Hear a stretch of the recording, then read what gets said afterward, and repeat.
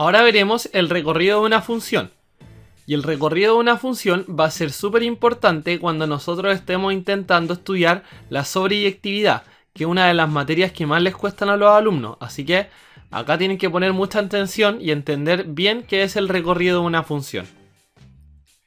Y entonces, nosotros ya sabemos que cuando nos definen la función, cuando nos definen los ejercicios de la PSU, nos van a definir inmediatamente el dominio y el codominio. ¿Cierto? Pero hay una diferencia entre el dominio, entre el codominio y el recorrido de la función. Son muy parecidos, pero la diferencia es sutil. Entonces, veamos por ejemplo algo muy parecido a lo que estábamos viendo antes. Tenemos una función cuyo dominio es el 1 y el 2 y su codominio es el 3, el 4 y el 5. ¿Ya? Entonces, del 1 yo lo aplico en la receta y obtengo un 3. El 2 lo aplico en la receta y obtengo un 5. ¿Ya? Entonces, nosotros sabemos que el dominio es el 1 y el 2, el codominio es el 3, el 4 y el 5. ¿Qué va a ser el recorrido? El recorrido van a ser los valores que yo obtengo al aplicar la función en el dominio. ¿Ya? Entonces, apliqué la función en el dominio. ¿Qué valores obtuve? Al aplicarla en el 1, obtengo el 3. Al aplicarla en el 2, obtengo el 5. Entonces, ¿qué es lo que tengo? Que a pesar de que esta función, digamos, esta función es g, a pesar de que el dominio es el 1,2 y el recorrido es el 3, el 4 y el codominio es el 3, el 4 y el 5, su recorrido va a ser el 3 y el 5. ¿Por qué? Porque los valores que yo obtuve al aplicar la función en el dominio fueron simplemente el 3 y el 5.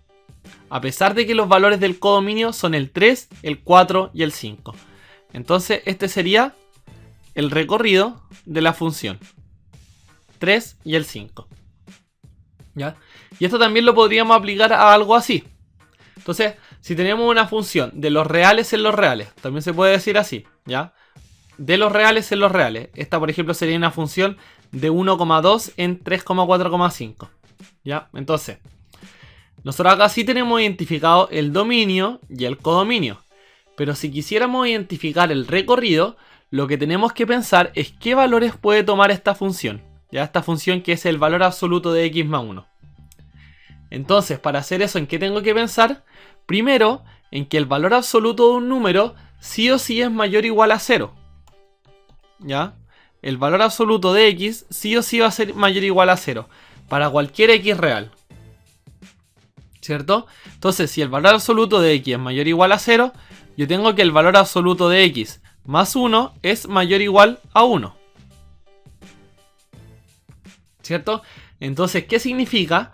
Que el recorrido de esta función tiene que ser sí o sí mayor o igual a 1. Entonces el recorrido de la función sería desde el 1 hasta el infinito. ¿Por qué? Porque yo al evaluar en cualquier valor real, al menos voy a obtener 1. ¿Ya? No puedo obtener el 0. Por ejemplo, yo no puedo meter ningún valor acá de manera a obtener el 0. Ni el menos 1, ni el menos 2. Yo solo puedo obtener valores desde el 1 hacia el infinito. Entonces, como puedo obtener valores desde el 1 hacia el infinito, independientemente que el codominio sean todos los números reales, vamos a decir que el recorrido de la función va a ser desde el 1 hacia el infinito.